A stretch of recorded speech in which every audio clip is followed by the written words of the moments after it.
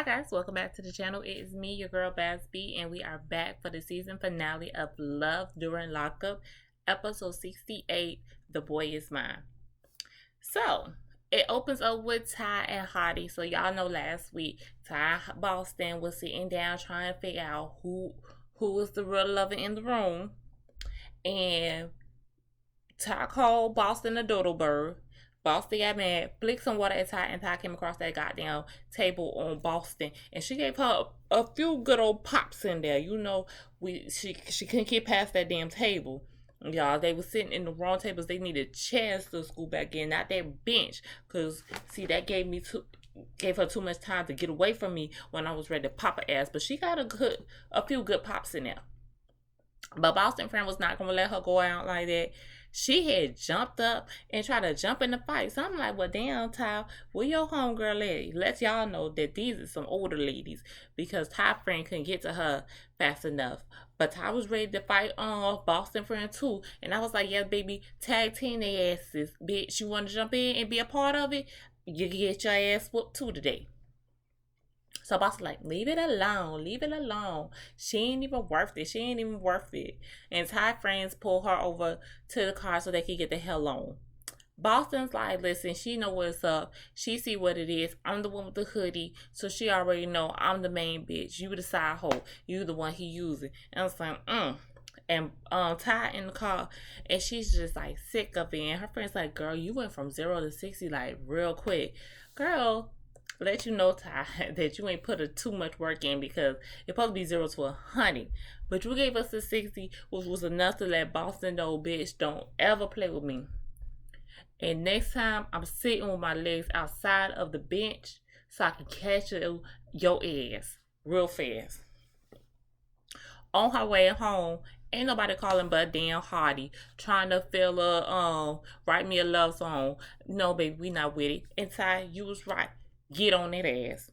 So she busts all his lies wide open. She told him that, hey, I believe this Boston girl because I just don't believe a woman would come to get her ass whooped twice for a man that she ain't with.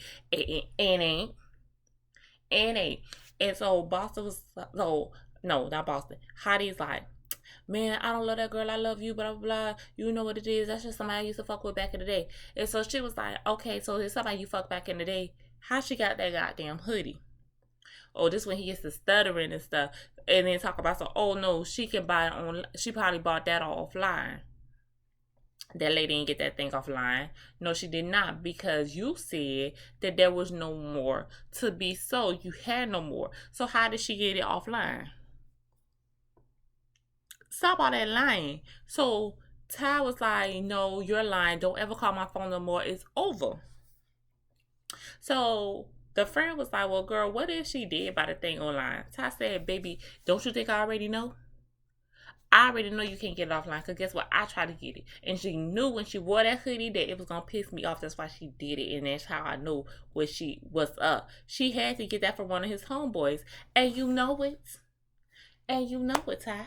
So at this point, Ty, it's just time to cut it loose. And that's what Ty did because Ty blocked Hottie on her phone. And now she is focused on her other inmates that she got. And I wouldn't name them off, but it's just too damn many. We don't need to know all that. Haley and Dalton. So Haley meeting up with her friend. What was her name? Emily. Now y'all remember Emily. Emily was the gay friend that she has. Like a couple of weeks ago on an episode, they went out to for some drinks. She calls up Haley and she was like, hey, come on now, I got a surprise for you. So when Haley walking up, y'all know is it Italy? Where they had a little boat ride going through the river that goes all the way through the streets of the city or whatever. She had one of those little rides set up for her. So I was already looking like, I ain't trying to be funny, but this is more a romantic tip for you and a friend to be, just fool, chit-chatting it up or whatever. So while on the boat, Amy's like, this is going to be kind of awkward because I understand your situation that you're going through right now, but I got something to tell you. So I'm looking like, what you got to tell her? So she was like, I really got these deep feelings for you, and I really feel like I could give you the world, and this and that, and just, confessing her love to her. And I'm sitting there like, I ain't too surprised, but I was surprised. But the boat kind of gave it away, really, because I'm like, two homegirls don't go on boat rides like that. We don't do that. That's for romantic first date, um, Valentine's Day dates type stuff. Do that stuff like that. We don't just do that as friends hanging out.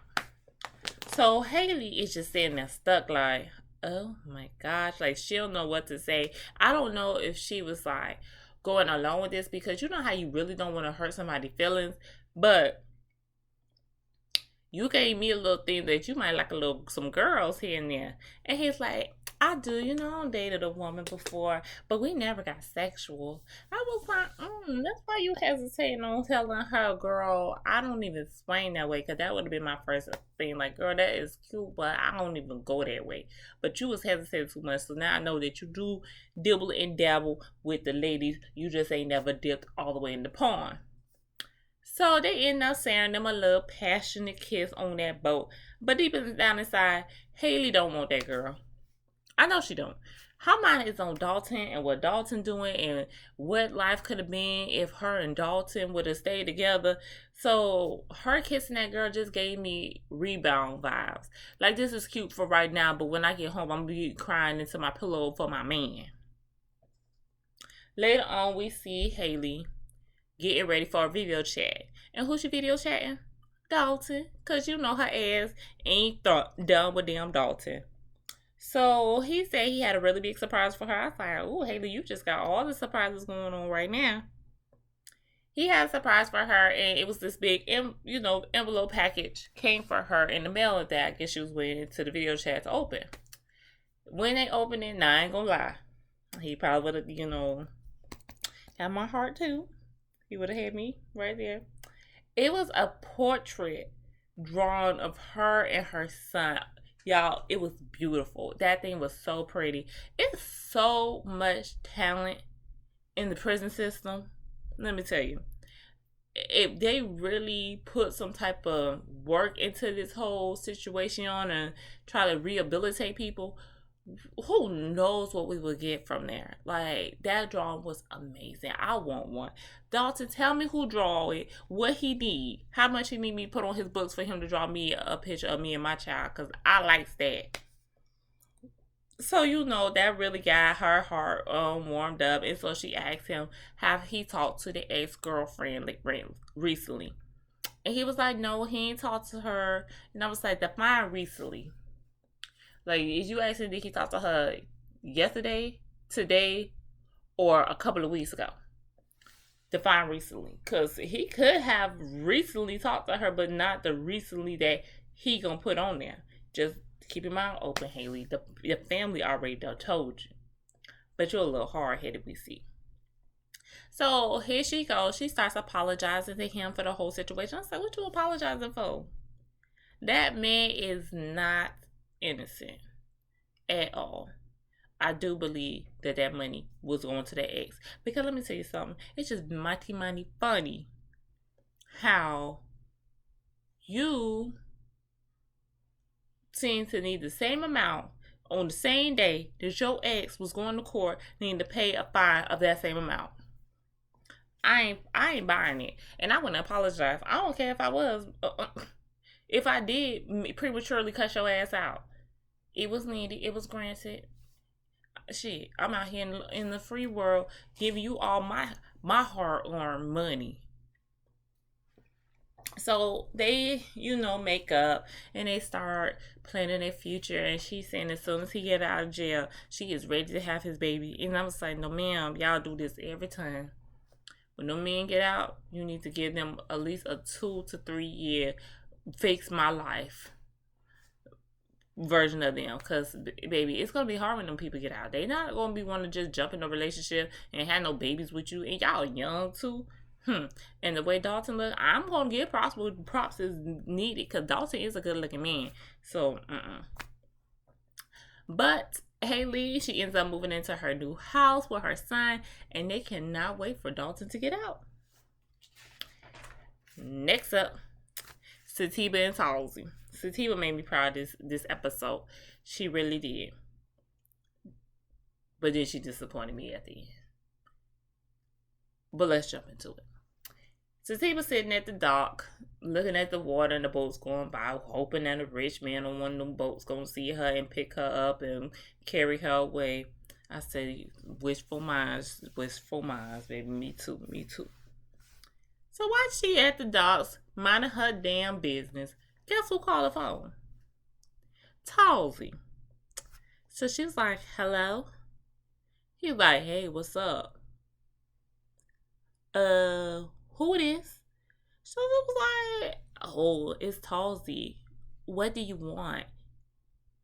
Oh yeah, could you call my phone? Like we about to have like we catching up, having like little mini conversation. Why are you on my line? So he's talking about something. He called for closure. Don't call for no closure for me, okay? You got out of jail. First you lied, said you wasn't gonna get out of jail when you said you was gonna get out of jail, but you end up getting out of jail when you said you was gonna get out of jail. Then I had to find out from your mama that your ass out of jail while I was in a store spending money on you. Good thing I called the phone in time before I swiped my damn card. Then me and my homegirls have to get together and have a wait to exhale moment to find out that your ass got a new girl and y'all engaged and all. I don't need no motherfucking closure. Don't call my phone. But she sits on the phone and he's telling her something about when he got out, he was going to reach out to her. But he looked on her social media and seen some man put under one of her pictures that, oh, she's sexy. He can't wait to come over to her house and see her.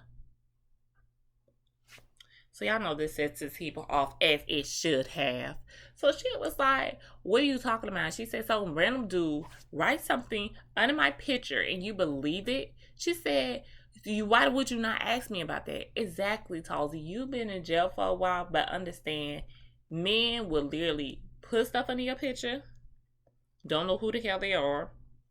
Nothing about them. Comment on your comment section, like saying little things to you, and you think y'all having a regular ass little better about the post at hand, and the next thing you know, they're trying to slide in where they can fit in, and then you get DMs from people that you don't want a DM from, and they constantly DM you talking about some, hey beautiful, what you doing up so late, beautiful, insomnia, the fuck.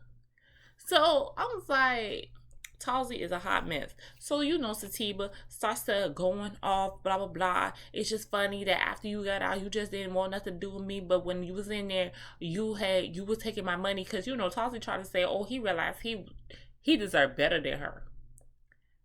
Bitch. No, the fuck you did. So she going off and she was like, well, did you deserve better than me when I was sending you my money? We was talking for a whole year. Then he tried to downplay that, talking about something. We was only talking for a few months. Define a few months. Because if it's 11 months and 2 weeks, it was basically a year. Don't play with me. So he was like, oh, well, it wasn't that long. And what did you do for me? You ain't do nothing for me. So s3ep was like, all that money I sent you, all that money I have been sending you throughout this whole year. And he was like, don't $20 you send me every week. He getting disrespectful. So I was like, no the fuck you did, because what would you have done if I didn't send you $20 and $20 a week, 4 weeks a year? Ain't that's $80 motherfucking dollars that I could have kept to my goddamn self. That's to get my hair done. She could have got her a nice little blowout on that hair. She could have got her nails done. She could have bought some groceries. Not a lot, but she could have bought her some, and she's a single woman. Like, it's a lot I could do with them $80. Like, when my account went into overdraft because I had no more money in it, and Apple Music took the last little $10 I had, bitch, I could have used that $80 then. Oh, he had made me mad when he said that. Like, well, what was your other girl, the new girl, doing? How much she was sending? And he want to go ahead and downplay it. I'm pretty sure that lady has sent him more than $20 a week. Don't play with me. She hangs up the phone on him, and she was like she had enough. So I was like, Satiba, you did me a solid, girl, because that's exactly what you're supposed to do to them when they get on this phone being disrespectful. But then it's when she let me down, because then Satiba done found her new inmate that's serving 10 years in jail for a drug charge. I was like, girl, we ain't even learned our lesson, but I guess he gonna be in there for a while, so your heart will be content. Andy and Harry. Andy on the phone with her psychic, because you know we gotta keep up our psychic up on what's going on in life, so she tells her all about the Ohio trip. So now it's time for her to have her weekly readings, I guess. And the psychic is asking the spiritual world, is Harry and Andy gonna get married? And the spiritual world told us, yes. Then she starts, shuffling her cards and everything. And she's saying that Harry is desiring a physical touch. And while it was very easy for him to be faithful while in jail, he has a few infidelities lingering around him. And in order for Andy to stay in this relationship, she is going to have to accept him cheating. Andy, this what you pay this lady for? To tell you to stay with a cheating ass man? Girl, you could pay me that. Shit. Give me the $20 a week that damn Talsy said ain't shit. Give me the $20 a week and I got a whole reading for you about these men out here. I'm pretty sure I'm cheaper than that lady. So then she started saying, well, did he cheat on me? So she's like, let me ask the spiritual world. Yeah, he cheated on you. Andy, I could have told you that myself, okay? So at this point, Andy is not feeling this. She's upset. She's like, every time she turns around, she's getting cheated on. And she was going to go into a polyamorous relationship so she wouldn't get cheated on. I was like, instead of just finding a better man, or better yet, let a good man find you, because that's what the Bible said. The man finds the woman. And I think my baby's GPS is saying reroute. I think he keep making the wrong turn. But yeah, how about you just wait on a good man to find you instead of jumping into some type of relationship that you really don't want. You don't want to share a man, but just so you don't feel like you're getting cheated on, you decide that you just want to be in a polyamorous relationship. He could cheat on both of y'all. What do you mean? Ain't that what that sister wife man did? So she going home upset. She hits up her sister's house and she tells her sister everything that the psychic told her. And so now the sister's like, okay, well, do you believe it? And I'm ready to pull up on him. And she was like, yeah, I do believe it, because he gets passes. And yeah, the passes are only for certain things, like if you have to go to the doctor or for him to go to work. But let's just say that he's out on the pass for 3 hours and the doctor appointment only took like 30 minutes to an hour. And I'm looking like, Andy, I feel like I sit in the waiting room waiting for the doctor for about 30 minutes. So, I see where you're going. But go ahead. Yeah, she said, so think about it. When he got out the doctor's appointment, he already got the doctor's slip so he could turn it in. I said, true. You absolutely right. So then she's like, and then he can go ahead and use that last little hour or so to go meet up with some chick and be with them. Hot damn it. 1 + 1 = 2, damn Andy. And you seem to know how to add now instead of before when you was making all these damn life changes for yourself. So then the sister was like, well, do you have some proof you seen something, you saw anything? And I do. And I did. I said, well, what you got, girl? Spill the tea. She pulled up some account that Harry got. Baby, why is 2 women on there butt naked talking to Harry? I was like, oh my God, Andy. So the sister's like, call him up. Let's get an understanding. So she calls him. Y'all, I know that halfway houses is riddled with drugs and alcohol. But I know you can get in trouble for doing it. Harry all on the damn FaceTime that's being recorded by WeTV, drinking and smoking, getting lit as hell in the damn halfway house. So this really starts to piss off Andy. And I was like, well, Andy, hell, they ain't got shit else to do in there.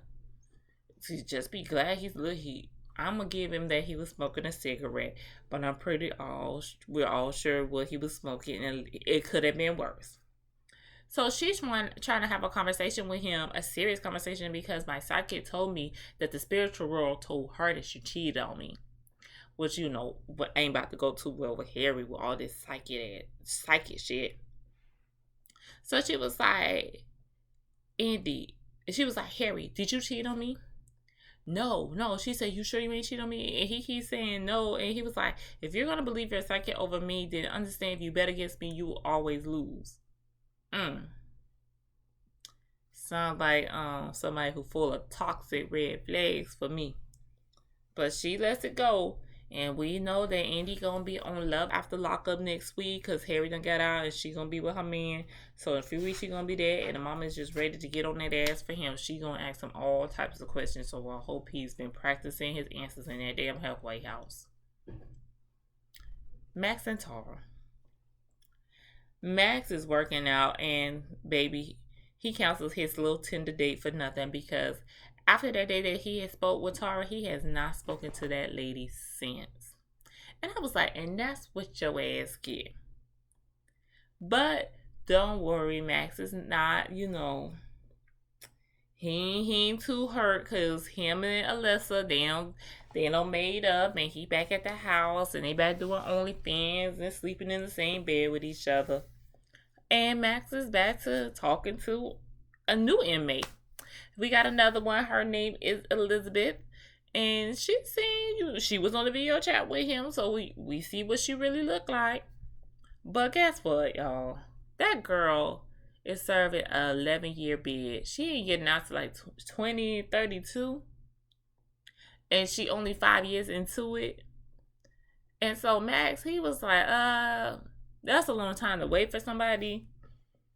But I'm not going to count her out.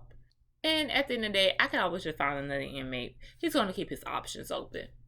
So at the end, Max and Alyssa are back living with each other, and he's still talking to multiple inmates, but he just won't let Alyssa know because I'm not trying to get kicked out again. Because Neil said I couldn't come back to his house if I did.